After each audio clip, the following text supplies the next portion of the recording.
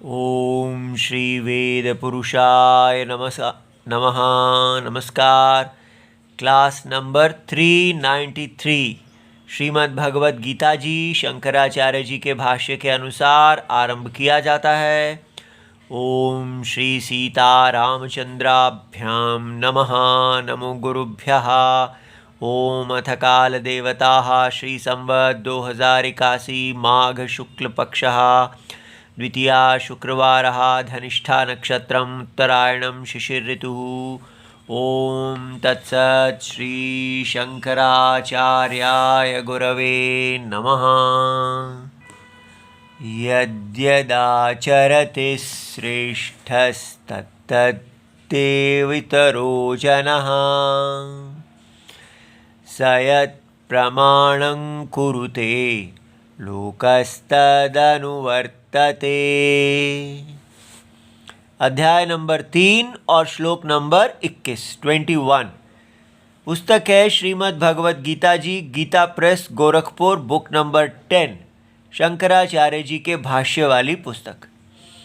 अच्छा जी, तो अब हमने कल इस श्लोक को देखा है और इसमें सबसे महत्वपूर्ण चीज़ ये बताई गई है कि श्रेष्ठ के आचरण पर धर्म टिका हुआ है। अगर श्रेष्ठ जो आचरण करता है तो लोग उसी की आचरण को ही प्रमाण मान लेते हैं। इसलिए श्रेष्ठ व्यक्ति पर बहुत बड़ी एक दायित्व है कि वो अपने आप को स्वतंत्र ना माने, सदा उनका आचरण दूसरों के लिए प्रमाण है। वह ऐसा कोई कार्य ना करें जिससे समाज में एक गलत परंपरा आरंभ हो जाए, प्रमाणित हो जाए। ठीक है, यहाँ तक तो ठीक है, लेकिन हमारी मुश्किल यहाँ आजकल ये है कि कोई श्रेष्ठ ही नहीं है, क्योंकि श्रेष्ठ वो है जो हमें वेद की परंपरा से जोड़े। लेकिन इस समय हमारी ये हालत है कि हम अपनी परंपरा से सारे के सारे सभी ही टूट चुके हैं और सारे जो गलत विचार हैं उसने हमारे पूरे समाज को भ्रमित किया हुआ है। हमारी एजुकेशन सिस्टम, जो हमारी गुरु शिष्य परंपरा थी, उसको पूरी तरह नष्ट किया गया है और हम वेस्टर्न कॉलेजेस इत्यादि में मैकुले सिस्टम से ये बाजारवाद पढ़ रहे हैं। उसी में सब ये मार्क्स का कम्युनिज़्म आदि घुसेड़ दिया गया है, जो पूरी तरह, और साथ में ये इस्लाम, क्रिश्चियनिटी आदि, ये सब हमारी संस्कृति के शत्रु हैं और यही हमारे गुप्त छुप से हमारे गुरु बने हुए हैं, हमारे श्रेष्ठ बने हुए हैं। जो भी विद्या हमें मिल रही है वो इन्हीं के द्वारा हमारे बनाए हुए एजुकेशन के अंदर है। इसलिए हम अब किसी व्यक्ति को श्रेष्ठ माने और उसके आचरण को करने लगें, ये हमारे लिए कार्य नहीं करेगा। इसलिए हमें क्या करना है? हमें सीधा अंतरात्मा राम जी को ही अपना श्रेष्ठ मानना है और उनको श्रेष्ठ मानने से हमारा चित्त शुद्ध होगा। भगवान ही हमारे मार्गदर्शक, हमारे गुरुजी हैं और वो हमें, उनकी जिम्मेदारी है, उनका दायित्व है कि वो हमें ठीक जगह पर पहुंचाएं, ठीक व्यक्ति के पास पहुंचाएं। और जहां पर भी कोई ठीक व्यक्ति भी जब गलत बोल रहा है तो हमें पता चलना चाहिए। इसलिए सदा अंतरात्मा परमात्मा के परायण होना ही श्रेष्ठ का अनुगमन करना है। ठीक है, इसलिए अब आज भगवान की आज्ञा से हम देखेंगे कि श्रेष्ठ शास्त्र में किसको श्रेष्ठ कहा गया है और किसका आचरण, किसका शील जो है वो प्रमाण है। उसके लिए हम फिर से आज मनुस्मृति जी में जाएंगे। ये देखिए, आप कहते होंगे ये आप कैसे निर्णय करते हैं कब कहाँ जाना है, कभी कहाँ ले जाते हैं? तो कैसे निर्णय करना है? भगवान राम जी के अधीन होके पूरी तरह। अर्जुन कैसे निर्णय करते हैं? अर्जुन निर्णय नहीं करते। निर्णय करने का काम है भगवान कृष्ण का, सारथी का। अर्जुन का काम है धनुर्धर, उनकी आज्ञा का पालन करना।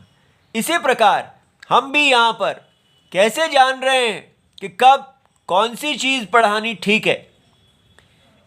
इसमें केवल अंतरात्मा राम जी ही प्रमाण है। वो हमारे गुरु जी हैं। जैसा जैसा वो कहेंगे वैसा वैसा हर व्यक्ति करता जाएगा। तो सिर्फ हम ही नहीं, आप भी। यही यहाँ सिखाया जा रहा है कि हमारे गुरुजी जगत की आत्मा राम जी हैं और कोई भी धर्म का पतन आ जाए, कितना भी ये मैकुले मार्क्स और इस्लामिस्ट क्रिश्चियनिटी इत्यादि कुछ भी कर दे, हमारे मूल राम जी वहीं के वहीं बने रहते हैं और उनकी शरणागति सदा बनी रहती है। हम कितना भी पाप कर दें, राम जी की शरणागति के द्वार सबके लिए सदा खुले हैं। ठीक है, इसलिए हमें कोई भी भय नहीं है। जिस क्षण हम अपने राम जी की शरण लेते हैं हम सुरक्षित हो जाते हैं। ठीक है, देखिए ये है मनुस्मृति के दूसरे अध्याय का 6वां श्लोक। हम इससे पहले 5 कुछ दिन पहले देख चुके हैं। उसी क्रम में अब ये 6वां श्लोक आता है। यहाँ पर क्या बताया जा रहा है? इदानीम धर्म प्रमाणानि आह। धर्म में क्या क्या प्रमाण है, आपको धर्म कहाँ कहाँ से मिलेगा? ठीक है, तो ये कितना अच्छा विषय है। तो देखिए, वेदोऽखिलो धर्ममूलं स्मृतिशीले च तद्विदाम् आचारश्चैव साधूनाम् आत्मनस्तुष्टिरेव च। तो भगवान कहते हैं कि 4 धर्म के प्रमाण हैं। जब आप कहाँ से आपको लगेगा, पता चलेगा ये धर्म है, किस श्रेष्ठ को आपने देखना है और कहना है कि ये जो है ये धर्म है, इसी का मुझे पालन करना चाहिए। तो सबसे पहले कहा जाता है कि वेदः अखिलः धर्म मूलम। मूल प्रमाण, मूल माने जैसे आंखें रूप में मूल प्रमाण है। ये नहीं हो सकता कि जो चक्षु इंद्रिय है उसको भी आप चेक करने के लिए कोई और प्रमाण प्रयोग करेंगे। चक्षु इंद्रिय रूप में फाइनल प्रमाण है। ठीक है, अबाधितम। इसी प्रकार धर्म में वेद प्रमाण है और वेद भी अखिल, सारा का सारा वेद प्रमाण है। ये नहीं कि उसका मंत्र हिस्सा या उपनिषद, ये कर्मकांड इत्यादि कोई। आजकल कुछ लोग कहते हैं ये पहला हिस्सा, दूसरा हिस्सा, ऐसे ऐसे। लेकिन यहाँ पर भगवान मनु जो साक्षात भृगु जी हैं, साक्षात नारायण ही हैं, हमें बता रहे हैं कि वेद अखिल, पूरा का पूरा धर्म का मूल प्रमाण है, मूलम है। वेद कहीं से धर्म को नहीं जानते, वेद से धर्म को जाना जाता है। अब ये देखिए, वेद जब बोला तो क्या दिमाग में आना चाहिए? ऋक्, यजुस्, साम, अथर्व, लक्षणः। जो ये 4 जिनको वेद व्यास जी ने, पहले वेद ये 4 में नहीं बटा हुआ था, फिर वेद व्यास जी ने इसको 4 में बांट दिया इसकी रक्षा करने के लिए। तो ऋग, यजुः, साम और अथर्व लक्षण, जिसका लक्षण है वो वेद है। ठीक है। अब वेद भी सहा सर्वहा, सारा का सारा वेद, क्योंकि अखिल कहा है, विधि, अर्थवाद, मंत्र, आत्मा। अब ये समझना है कि वेद के अंदर जो वाक्य हैं उनकी गणना, उनकी क्लासिफिकेशन, वर्गीकरण की गई है। कुछ वाक्य हैं जो विधि वाक्य कहलाते हैं। ठीक है। तो विधि वाक्य जो हैं वो कहते हैं ऐसा करो, ऐसा ना करो। ठीक है, कुरु वो विधि है।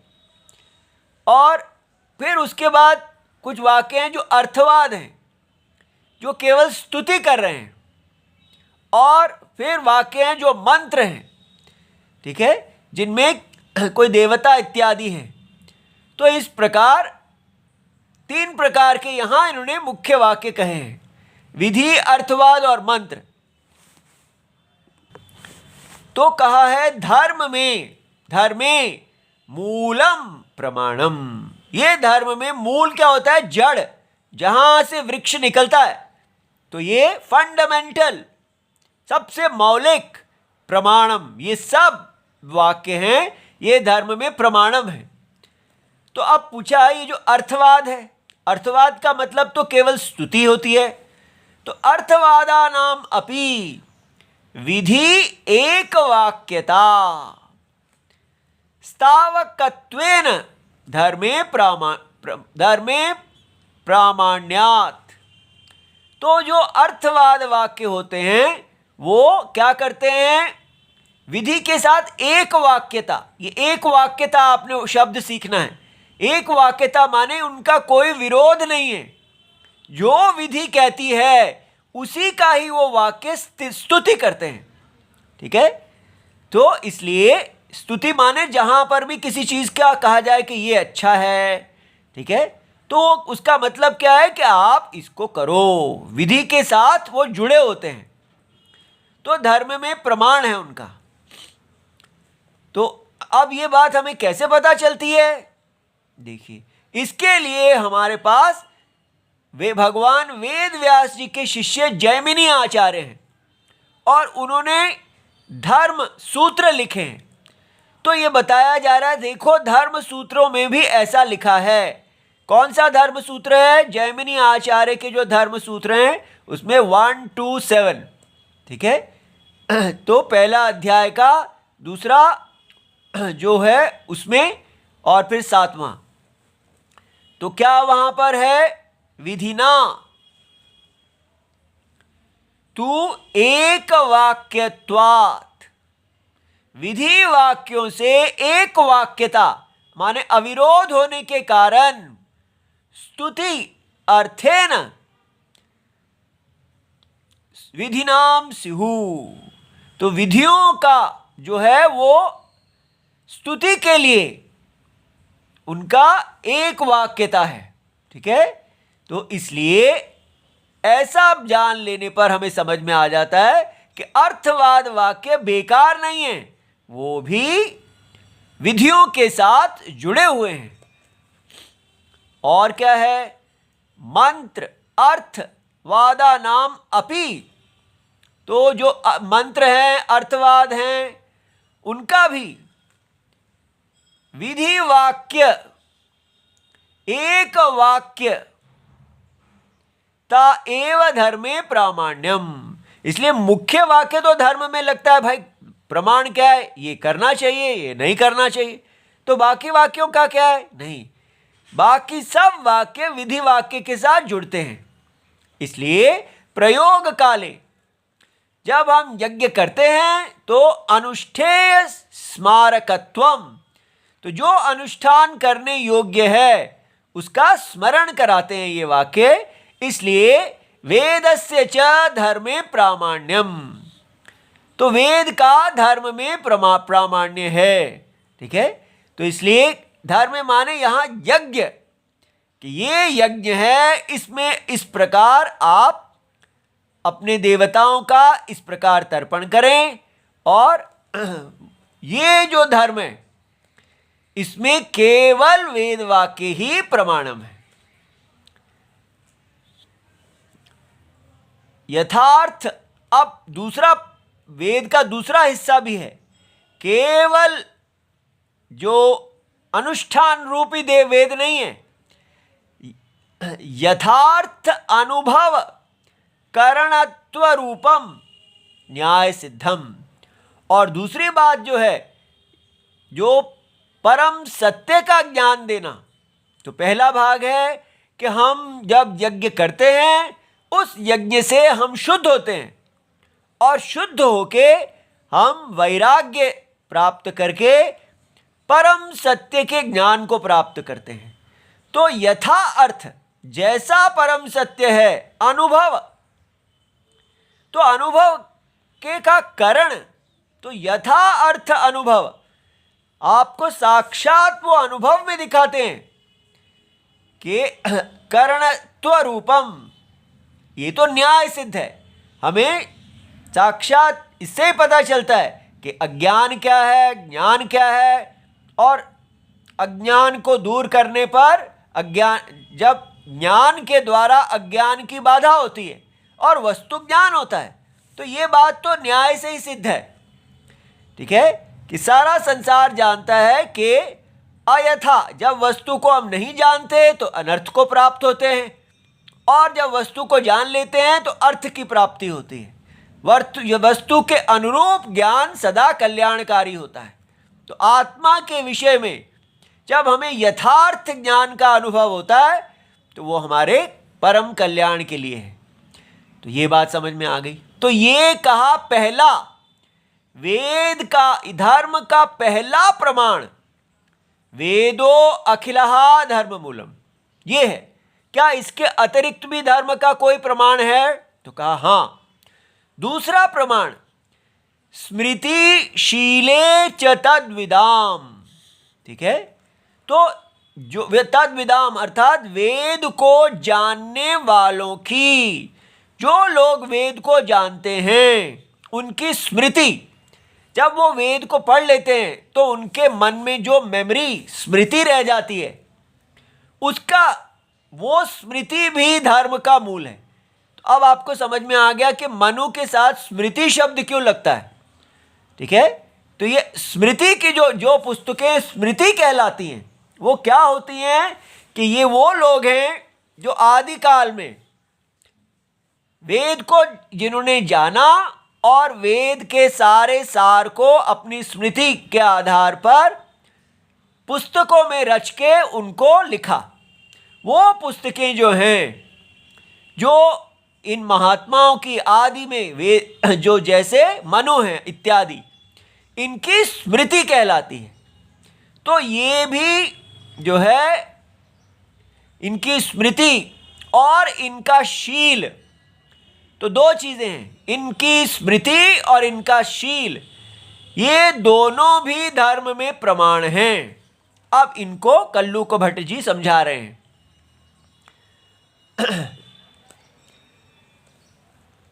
कहाँ गया, ये देखिए, स्मृत्यादि नाम अपि तन्मूलत्वेनैव, अर्थात ये नहीं है कि एक वेद है और दूसरा स्मृति जो है वो अपने आप में स्वतंत्र प्रमाण है, नहीं, वो तन्मूल अर्थात उनका आधार वेद ही है। जो कुछ भी स्मृतियां कहती हैं वो वेद का विरोध नहीं कर सकती, वो वेद के अर्थ को ही प्रतिपादित करने वाली है। इसलिए स्मृति आदि नाम माने स्मृति है, इतिहास है, पुराण है, ये सब इसी में आ गए। ठीक है, तो हम पे दया करने के लिए, हमारा कल्याण करने के लिए वो महात्मा इतने दयालु हैं कि उन्होंने सारे वेद अर्थ को अनेक प्रकार से कथाओं के रूप में, इतिहास के रूप में, हर प्रकार से इस प्रकार इतने विस्तृत ग्रंथों में हमको दिया है कि कोई भी वेद अर्थ से वंचित ना रह जाए। और किसी को वेद में अधिकार है तो वेद के अध्ययन में, तो वो वेद अध्ययन करे, और जिसको स्मृति में अधिकार है, इतिहास में, पुराण में, सबको वेद विद्या उपलब्ध कराई गई है। कोई भी है जो वेद के अर्थ से वंचित ना रह जाए। और जो कथा इत्यादि से वेद के अर्थ को ग्रहण करना सरल है, ठीक है, तो इसलिए हम उन्हीं से भगवान के रूपों में प्रीति पाते हैं, उनके गुणों को समझते हैं। इसीलिए हमारा भारत केवल इनके बल पर ही, स्मृति, इतिहास, पुराण जो है, इनके बल पर ही पूरे भारत की संस्कृति में कहीं भगवान कृष्ण हैं, राम हैं, इतनी कथाएं हैं। ये सब कितना भी लोग प्रोपेगेंडा करें, लेकिन ये सब आके हमारी रक्षा करते रहते हैं, ठीक है।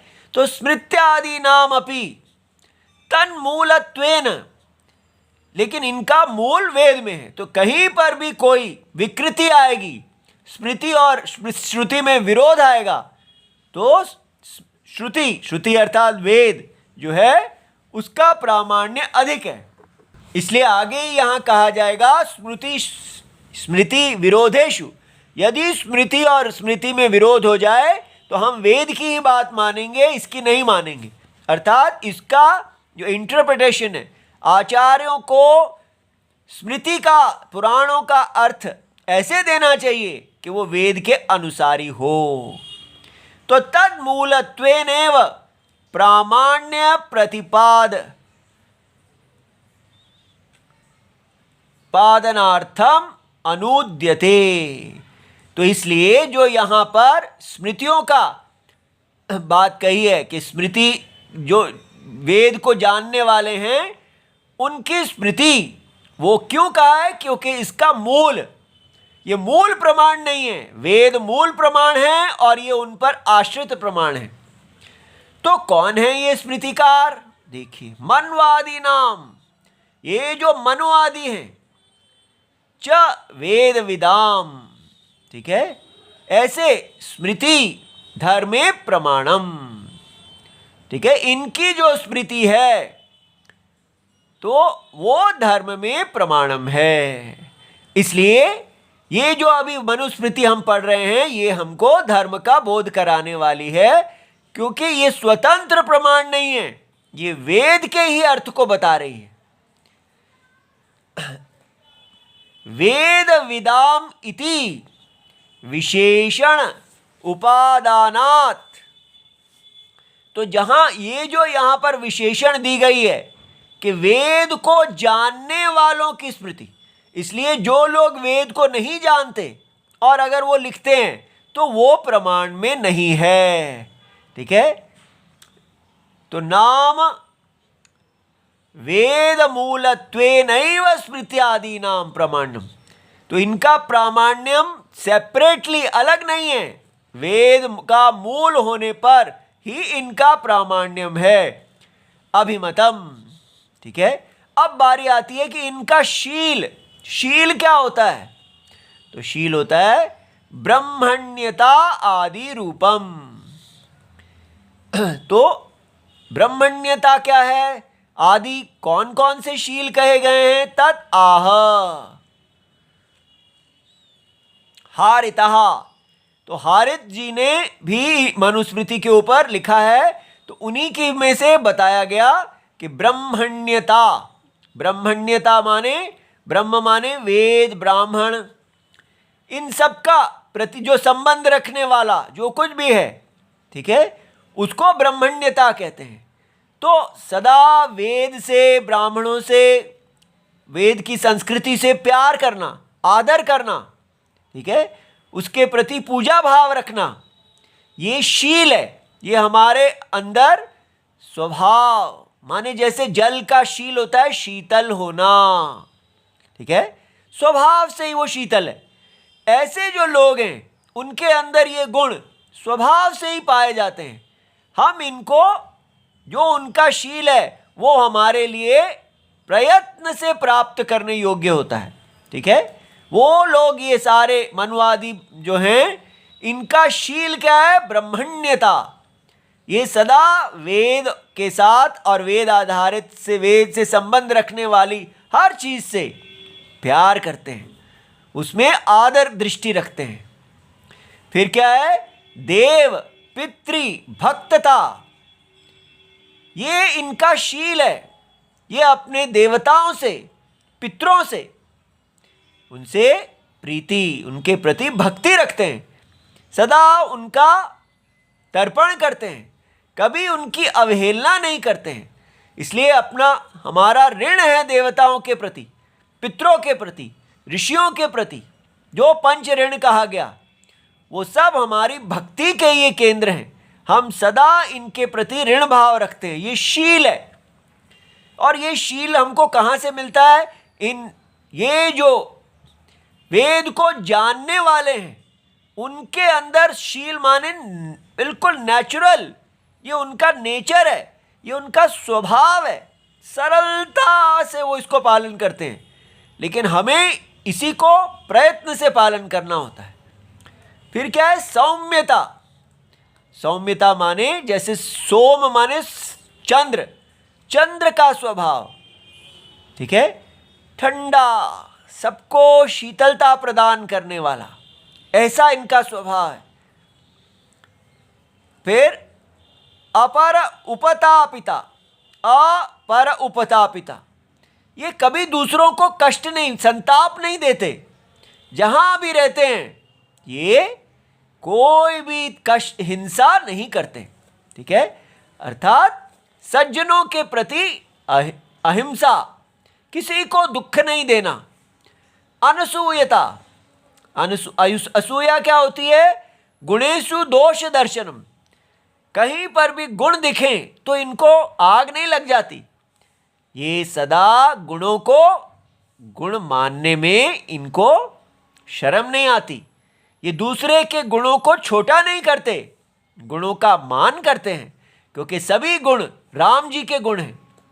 इसलिए जहां भी गुण दिखते हैं ये उनका आदर सम्मान करते हैं और उससे उन गुणों को ग्रहण करते हैं। मृदुता, देखिए कितनी कोमलता है। अर्थात सदा इनका व्यवहार में एक मृदु स्वभाव है। अपारुष्यम, कटु वचन नहीं बोलना।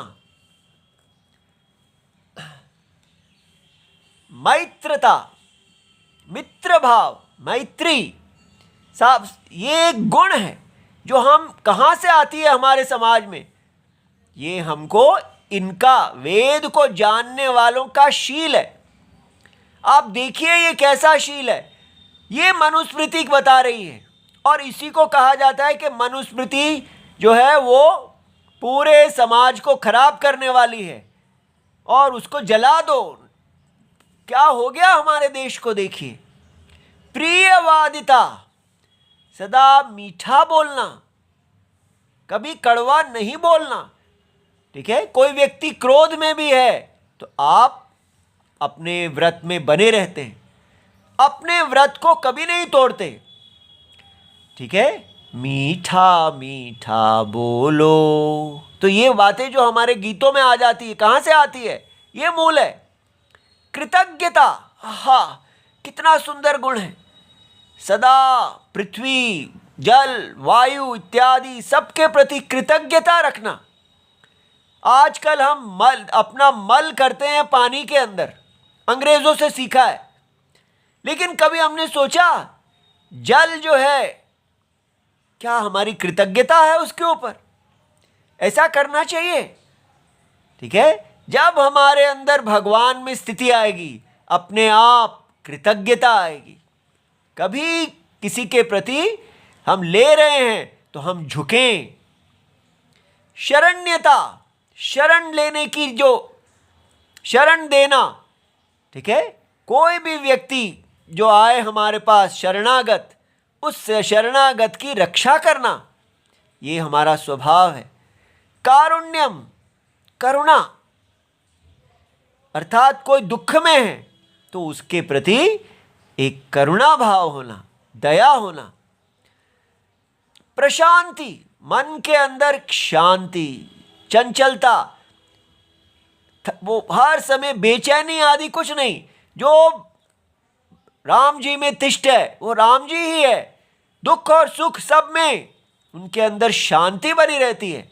इति त्रयोदश विधम, ये 13 शील कहे गए हैं। इनका नाम मात्र लेने मात्र से ही व्यक्ति पवित्र हो जाता है। ठीक है, तो गोविंदराज जी कहते हैं ये सारे शीलों का एक मूल है कि राग द्वेष का परित्याग अगर आप कर देंगे तो अंदर से अपने आप भगवान के ये शील आपको प्राप्त होंगे। फिर कहा आचार। आचार ये तीसरा है। आचार है कंबल वल्कल आदि आचार रूपम। तो ये जो महात्मा हैं ये किस प्रकार तपस्या में कंबल और वल्कल आदि ग्रहण करते हैं, तो इनका जो आचार है ये हमारे लिए प्रमाण हो जाता है। फिर साधु नाम। साधु कौन है? धार्मिका नाम। जो लोग धार्मिक हैं उनका जो आचार है वो प्रमाणम है। चौथा कहा आत्मतुष्टि। आत्मतुष्टि प्रमाण है। वो क्या है? अब देखिए, जब तक हम इन पुस्तकों से नहीं देखेंगे हमें पता नहीं चलता। वो कहते हैं वैकल्पिक पदार्थ विषया धर्म प्रामाण्यम। कहीं कहीं वेद में ऐसा कहा गया ये भी कर सकते हो वो भी कर सकते हो। ठीक है, सूर्य के उदय होने से पहले भी आप कैसे कर सकते हैं तर्पणम, और सूर्य के बाद भी कर सकते हैं। तो कैसे किया जाए? तो अंतरात्मा की तुष्टि ऐसे एक विषय में प्रमाणम है। तद आह गर्ग, ऐसा गर्ग जी कहते हैं वैकल्पिके आत्मतुष्टि ही प्रमाणम। ठीक है, इस प्रकार ये इतने सुंदर ग्रंथ हमारे जो हैं ये हमें बता रहे हैं कि श्रेष्ठता क्या है। ये श्रेष्ठता आपको सीधा नारायण में ही शरण लेने से प्राप्त होगी। ठीक है, ओम नमो भगवते वासुदेवाय, प्रणाम।